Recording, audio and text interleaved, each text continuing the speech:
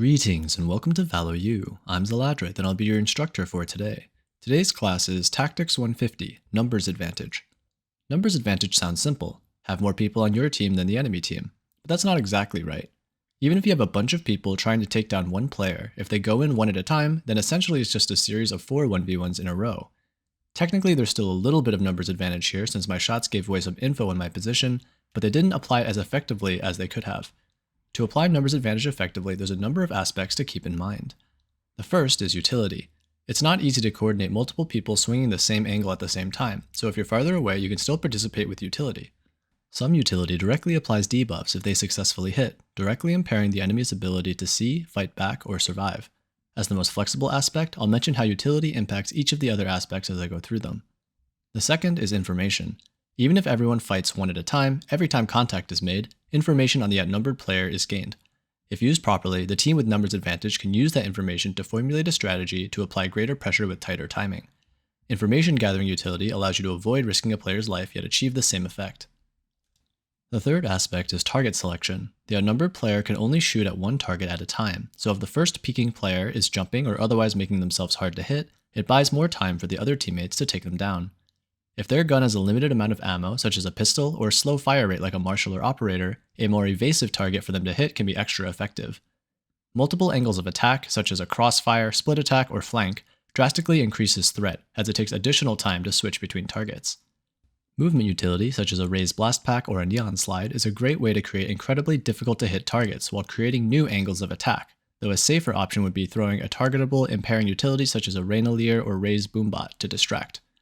When presented with multiple targets, the outnumbered player has to perform incredible feats in order to survive, especially if those targets appear from different angles.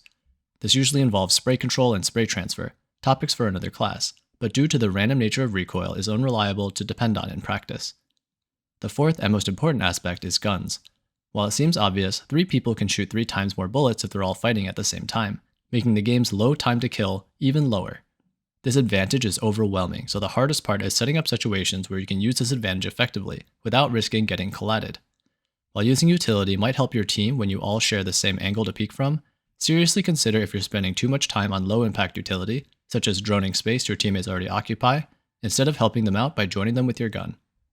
And lastly, the fifth aspect that binds them all together is timing. If you give a player too much time between the other aspects, it allows them to wear off.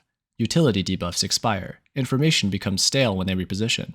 They can reset gun recoil if the spacing between targets is too wide, or get collat kills if the spacing is too close.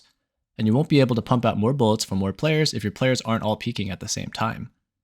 So, putting it all together, what does this look like when you're the aggressor? Essentially, once you know where an enemy is, it's just dumping all of your util on them and pushing them at the same time from all angles. When you're defending space, it's a bit more complex, since unless you're playing high-low, an enemy can slice the pie to isolate duels from different horizontal angles. Once you have info on the outnumbered player, such as where they are and the direction they're headed, the simplest approach is for the team to set up a kill zone and all peek together, such as when an enemy taps a spike planted in the open without a smoke, or when they cross into view of a lurk angle or other advantaged angle. Once the enemy is in the kill zone, a distracting player draws attention with util or gunfire, and then steps behind cover to increase target selection difficulty, like playing whack-a-mole. At almost the same time, all other players step out and shoot from all sides, as easy as shooting fish in a barrel.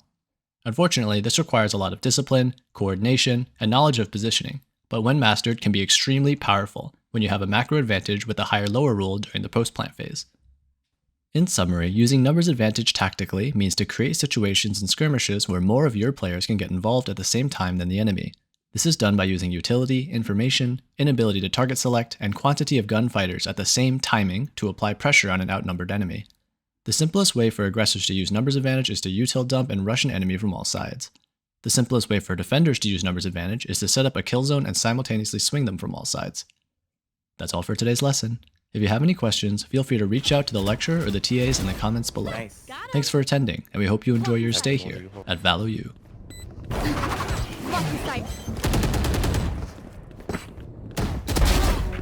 One enemy remaining.